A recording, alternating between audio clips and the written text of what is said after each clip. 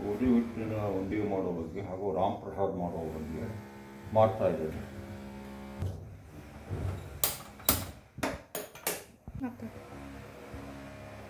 ಬುಟ್ಟಿ ಇಟ್ಟಿದ್ದೀನಿ, ಅಲ್ಯೂಮಿನಿಯಂ ಬುಟ್ಟಿ. ಅದು ಗರಂ ಆದಮೇಲೆ ತುಪ್ಪ ಹಾಕ್ತಾನೆ. ರಾಮ್ ಪ್ರಸಾದ್ ಮಾಡ್ತಾ ಇದ್ದೀನಿ.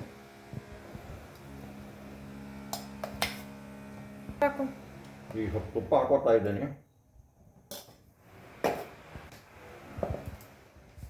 ಈ ಗೋಧಿ ಹಿಟ್ಟು ಹಾಕೋತಾ ಇದ್ದೀನಿ.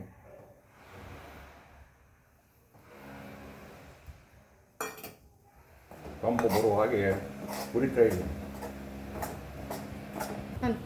ತುಪ್ಪ ಹೇಗೆ ಜಾಸ್ತಿ ಹಾಕೋತೀವೋ ಹಾಗೆ ರುಚಿಯಾಗುತ್ತೆ. ತುಪ್ಪದಲ್ಲಿ ಮಾಡಿದಂಥ ಸಿಹಿ ಪದಾರ್ಥ ರಾಮದೇವರಿಗೆ ಬಹುಪ್ರಿಯವಾದ ಪ್ರಸಾದ. ಇನ್ನೂ ಕಂಪಾಗಿಲ್ಲ. ಕಂಪಾದಮೇಲೆ ಆಮೇಲೆ ಸಿಹಿಯನ್ನು ಬೆರೆಸ್ತೇನೆ. ಖಾರವನ್ನು ಸಾರ ಮಾಡ್ತೇನೆ. ಇದಕ್ಕೆ ಏಲಕ್ಕಿಯನ್ನು ಬೆರೆಸಿರುವುದಿಲ್ಲ.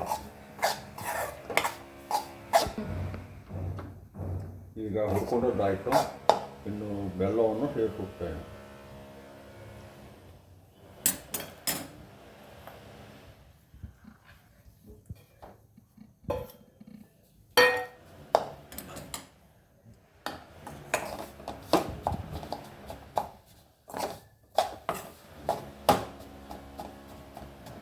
ಶ್ರೀರಾಮ ಪ್ರಸಾದ ತಯಾರವಾಯಿತು.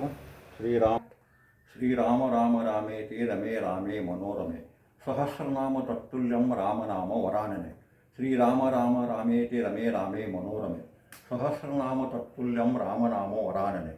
ಶ್ರೀರಾಮ ರಾಮ ರಾಮೇತಿ ರಮೇ ರಾಮೇ ಮನೋರಮೆ ಸಹಸ್ರನಾಮ ತತ್ತುಲ್ಯಂ ರಾಮನಾಮ ವರಾನನೆ.